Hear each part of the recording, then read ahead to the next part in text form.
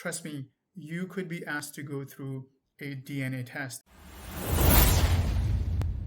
It's a very straightforward application. Of course, where an applicant intends to sponsor someone from back home to Canada on a permanent basis. It's straightforward as long as you submit all the relevant documentary evidence as per the requirements of IRCC. Your application will be processed within the normal processing times, which is about 12 months. However, if you make errors or there are omissions on your application, they can have a huge impact. You could be issued with the procedural fairness letter by the immigration officer, in which you will be asked to explain how come you have omitted this important information in your application. If that's the case, this will add another 4 to 5 months on your application in addition to the normal processing time, and that can be very frustrating for both parties in Canada and back home. So to save yourself from unnecessary frustration, loss of time and effort, make sure you submit your application as per the requirements issued by IRCC the very first time. So when we submit the application for family spousal sponsorship PR application, first of all, you need to prove your genuine relationship. And it all begins with the actual wedding that took place. Yes, you do need to upload all of the wedding photos. Apart from that, you can also take the payment receipt from the wedding hall.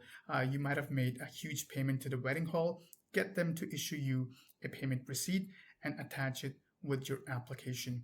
If there were any events which took place before the marriage, which could be an engagement ceremony, then get the evidence for that, get the pictures for that, put it together with your application. So after the marriage, the most important documentary evidence will be documents which display the same residential address for both of you, and it could be the actual identity card that's issued back home, and it should have the same residential address for the husband and the spouse. In addition to this, you can also have a joint bank account. It should also display the same residential address on the bank statement. You guys can also have a joint insurance policy. If you own a house in your name, then both of your names should be included in the document. Now, all of this documentary evidence will have a huge impact, a positive impact on your application, and it will be very easy for the immigration officer to arrive at a decision within the normal processing times. Now we can talk about your dependents. If you have your kids, make sure to submit their birth certificates. If they're attending school, you can send in their school certificates. Another important part is your communication over time. It could be in the form of WhatsApp chat, or it could be in the form of sending emails to each other back and forth, sending photos or videos to each other. So you need to collect all of that documentary evidence, and it will be included with your application. And let's suppose, for example, the husband is in Canada and he happens to make a trip back home, then he must save that airline ticket and attach it with the application to show that it was really important for him to visit the family while they're waiting for a decision.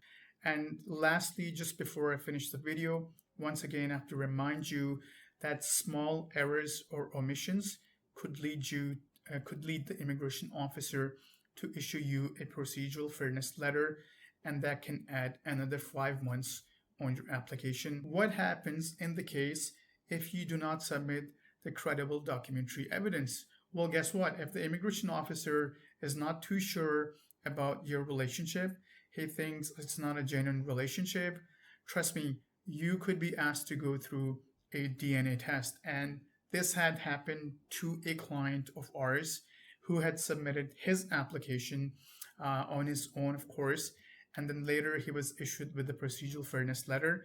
And then upon examining the documentation that he had submitted with his application, we arrived at a conclusion that he omitted important documents to prove his relationship. And DNA tests could be very frustrating because a DNA test cannot be conducted by any random clinic that you can walk into.